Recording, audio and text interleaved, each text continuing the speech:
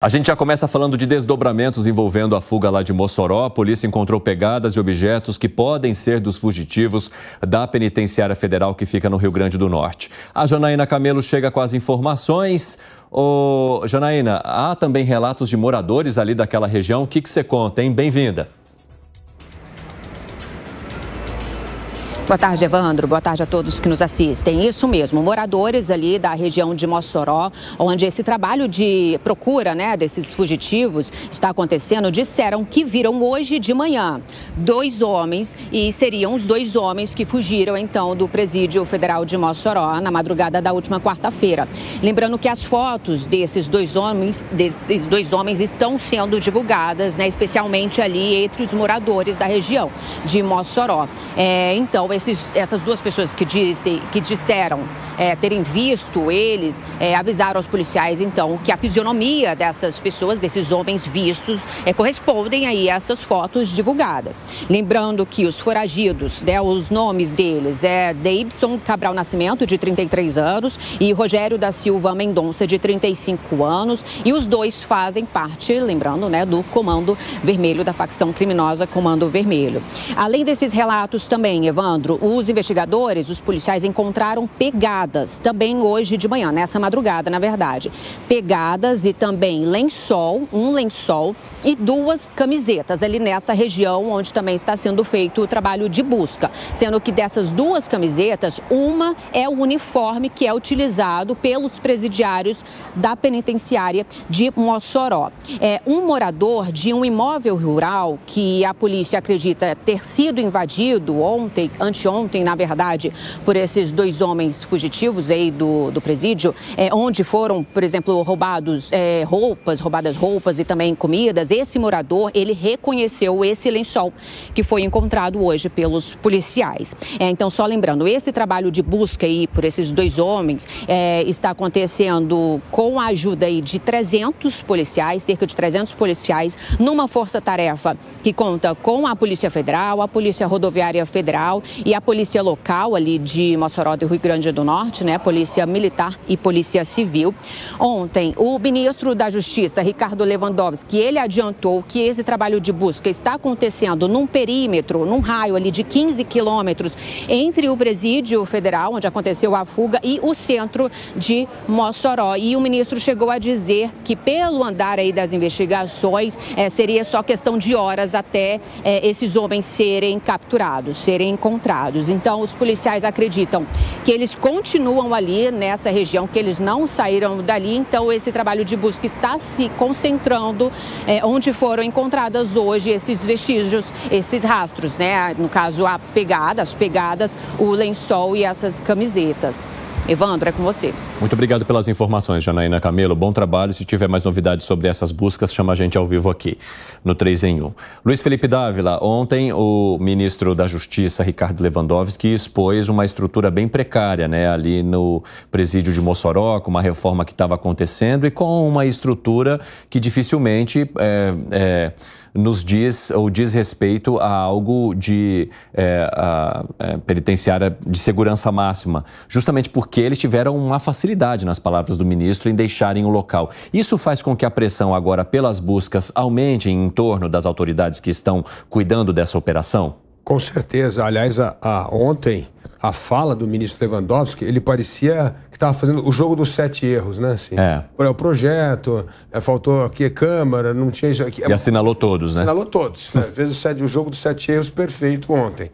E isso mostra outra coisa, depois da fuga dos 2, que foi realmente um ato isolado dos 2. Porque se realmente fosse uma coisa orquestrada com o Comando Vermelho, essas pessoas, esses fugitivos já teriam tido algum tipo de respaldo, já teria tido o próximo passo.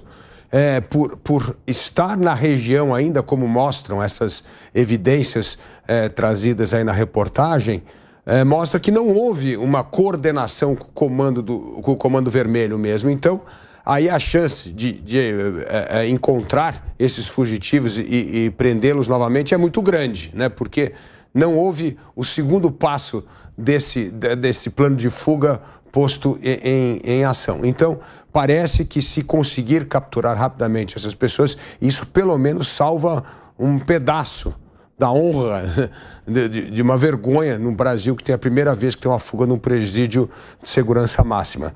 Mas vamos observar com cuidado, porque como já foi cometido tantos erros, vamos ver se os erros não continuam a ser cometidos nessa captura dos dois fugitivos. Como que você avalia, hein, Fábio Piperno? Olha, Evandro, primeiro que assim, eu acho um pouco perigoso o ministro estabelecer prazo, falar questão de horas e tal. Bem, questão de horas, mas de algumas horas, de 100 horas, de 1000 horas, de 10.000 horas, então ele tem que tomar cuidado com isso. Talvez um político mais acostumado, né, a essas cascas de banana aí do jogo não cometesse, digamos, esse tipo de projeção, né, que pode resultar, assim, num erro.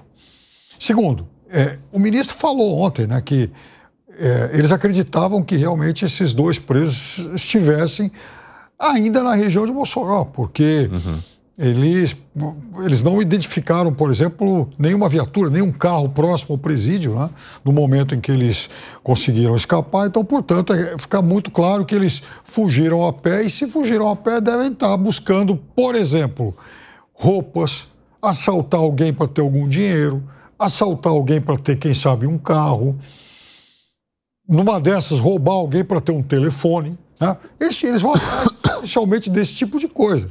Se escondem lá, né, alguns dias e tal, tentam esperar a poeira baixar um pouquinho. Isso não é fácil, considerando que há muita gente atrás deles.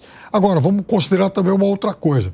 Mossoró é uma cidade de mais ou menos 2.000 km². Para quem não tem uma ideia do que seja isso, é um município que tem uma extensão um pouco maior que a da cidade de São Paulo.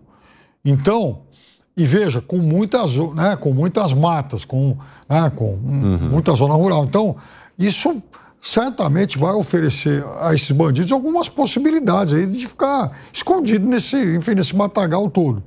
Mas, de qualquer forma, também vamos pensar numa outra coisa. Esse presídio já tem 15 anos. Olha quantas autoridades o Brasil já teve nesse tempo todo, considerando ministros, secretários aí de segurança, diretores do presídio. E é impressionante como o Estado continua precário até hoje, como o próprio ministro relatou ontem. Sim, é claro que não dá para ficar culpando apenas um governo, né, pela situação precária em que o presídio se encontra, por haver uma reforma ou por ele não ter sido construído da maneira, e isso ficou claro nas palavras ali do ministro Ricardo Lewandowski, que deveria ter sido feito para impedir que criminosos, caso quisessem, como aconteceu, pudessem ter acesso a tantos espaços que seriam restritos às pessoas que trabalham ali nesse presídio federal. Gustavo Segré, mas, ok, a questão da estrutura, ela é uma herança. E faz pouco mais de um ano que o governo federal também estava no poder, poderia ter feito um levantamento da situação dos presídios, tomar algumas medidas, enfim, poderia também, mas isso é algo mais de longo prazo. Agora, essa operação para recaptura, ela é uma operação de curto prazo. Ela remete ao governo que está no poder. E aí, a avaliação de uma vitória ou de uma derrota nesse caso vai depender do quê? De prazo? E quanto mais rápido esses dois fugitivos sejam detidos, é melhor para lavar a honra e a imagem, não só do governo, sino também da gestão de Lewandowski, que ele pegou uma batata quente que não estava no repertório que ele pensava que teria que resolver. Jamais ele teria esperado entrar no cargo e já pegar essa bucha como primeira, né? Nunca. Mas deve ter cachorros que possam auxiliar se essas roupas, esses objetos são efetivamente deles. Com certeza tem nas celas que eles estavam algum material que possibilite a busca através de cachorros, porque estamos falando de uma mata fechada. Mas eles estão aí para fugir, não para serem pegos. Então, muito provavelmente, se tiver um pouco de critério, e certamente tem, porque conseguiram fugir de uma prisão de segurança máxima pela primeira vez na história, então eles vão tentar jogar alguns objetos para sugerir que eles estão indo por um lado, para eles irem para o outro. É normal de quem está tentando fugir. O golpe da migalha do pão. Por exemplo. Sim, claro. Por isso que é tão importante a presença de cachorros que possam auxiliar através do olfato aonde essas pessoas estão. Mas eu estava vendo as imagens, Evandro, do presídio de segurança máxima. E quando você vê, na grande maioria de presídios de segurança máxima, tem essas duas filas de arames. Mas duas filas de arames estão aí porque pressupõe que, se porventura conseguir pular uma, ainda teria a segunda. Sim. A dúvida é, e aí estamos assistindo as imagens, se estamos falando de segurança máxima, além de arame, não seria legal colocar esse paredão que agora estão pensando em fazer? Porque se eles atravessarem, quem quiser que queira fugir, uma das Olha isso. das pirâmides, das paredes de arame, e passa para outra, ainda tem um muro gigantesco, como tem inclusive algumas das prisões que a gente vê caminho ao aeroporto de Guarulhos. E não acho que seja de segurança máxima, muitas delas acho que estão até desativadas. Então, a dúvida é como alguém que constrói uma prisão de segurança máxima não coloca um muro. Essa é uma dúvida, e não tem a ver com o governo, tem a ver com a época em que foi construído. Na coletiva também do ministro Ricardo Lewandowski, como uma questão me chamou a atenção, eu estava vendo aquela imagem que estava no ar agora, pode até voltar para a gente aí, que são as guaritas, né, que costumam ser construídas nas pontas dos presídios, justamente para haver uma fiscalização humana também, né, não só por câmeras que, segundo o próprio ministro, algumas não estavam funcionando, mas também passar por esse olhar humano que, de alguma forma, identifique uma movimentação que seja estranha. E aí a resposta do ministro acabou gerando certa repercussão, porque ele falou, era uma terça-feira de carnaval, ou seja, indicando que aquilo poderia fazer com que as pessoas estivessem relaxadas.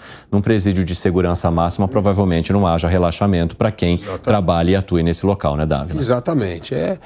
É isso que eu estou dizendo. Esse negócio de protocolo tem que ser seguido à risca. E não foi seguido à risca em nada. Inclusive da construção do presídio. Aí, se você for lá atrás, em 2009, ver como é que deve ter feito essa licitação, quem é a empresa que ganhou, quem era o político que apadrinhou, o problema no Brasil é esse. Porque uma coisa técnica, como a construção de um presídio de segurança máxima, deve ter um enorme rigor e deve ser também um copy-paste. Você vai fazer isso, vai fazer o outro. Não tem que ficar inventando muita coisa. Deve ter uma lógica em torno disso. Como bem disse o Segredo, precisa ter muito, precisa ter aquilo. Então, o Brasil, essas coisas, quando desandam, quanto mais você cava, mais malandragem você encontra. Malandragem da licitação, malandragem de quem ganhou, malandragem que quem fez nunca fez um presídio de segurança máxima, porque aí vai estar ligado a alguém. O Brasil, isso é que tem que parar. Por isso que eu estou dizendo, coisas de Estado, coisas técnicas têm de estar blindadas da política partidária, porque senão é sempre contaminado. O jogo dos 7 erros do ministro ontem mostra exatamente isso. Furar protocolo o tempo inteiro, o que mostra um descuido total com as questões técnicas. Fala, Segredo. Eu gostaria de fazer uma equivalência de comparação. Todas as empresas temos missão, visão, objetivos. Quando você vê qual é o objetivo de um hospital? Salvar vidas. Qual é o objetivo de uma prisão de segurança máxima? Que ninguém fuja daí. Não tem outro objetivo. Tem que cuidar os detentos e que ninguém fuja. No hospital tem que ser salvar vidas. Então imaginemos que em lugar de uma prisão, um hospital, e a gente vê que está faltando oxigênio. O que você faz? Levanta a mão, alguém disse, gente, o objetivo pelo qual esse hospital foi construído não será possível de cumprir porque está faltando uma peça fundamental, oxigênio. Ou eletricidade, mesma coisa, não temos como fazer cirurgia se a gente não tiver energia. Qual seria a colocação mais importante num presídio de segurança máxima? Câmeras, muros, pessoal, segurança observando absolutamente tudo. E tudo isso parece que desandou. Então, falta de responsabilidade, por um lado, e tem não somente falta de responsabilidade, mas falta de cuidados no processo e no protocolo, que, claro, agora deverão ser revisados não somente para Mossoró, sino para todos os presídios de segurança máxima. Você faz a leitura desse monte de falta de cuidado que acabou de mencionar aqui o Gustavo Segredo, Perno? Eu ficaria surpreso se fosse o contrário. As coisas do Brasil, elas funcionam mal. As coisas do Brasil, e veja, na esfera pública e privada. Nós somos um país atrasado, a gente tem que reconhecer isso e a gente tem que fazer um diagnóstico de por que isso acontece. Aqui no Brasil, coisas ridiculamente simples, elas não funcionam. Eu vou dar um exemplo. Hoje eu perdi algumas horas do meu dia porque eu fui resolver, por exemplo, um assunto de banco. Você sabe por quê? Eu fiz uma transferência de conta, tirei minha conta de uma agência, coloquei outra, um bancão grande, hein? Isso há 40 dias, no dia 3 de janeiro. E aí, eles não me avisaram e o meu saldo, ele foi transferido da sexta para o sábado de carnaval. Só que eu não tinha um outro cartão, eu não sabia o número da conta, eu não sabia em que circunstância isso aconteceu. Aí eu liguei para o serviço do banco, lá para o 0800, eu só queria saber uma coisa, eu fui vítima de fraude ou houve uma transferência? Porque eu vi lá no extrato. Eu não sei informar o senhor. Como assim? Aí liga para um, liga para o outro. Aí depois da 15ª ligação, alguém chegou e falou assim, não, a sua conta de fato ela foi transferida. Eu falei, lindo, mas por que eu não fui avisado? Desculpe, houve um erro. Agora, e se eu tenho só uma conta? Exatamente, você fica completamente seco. Eu não confio aqui no Brasil mais, eu sou muito cético em relação a tudo.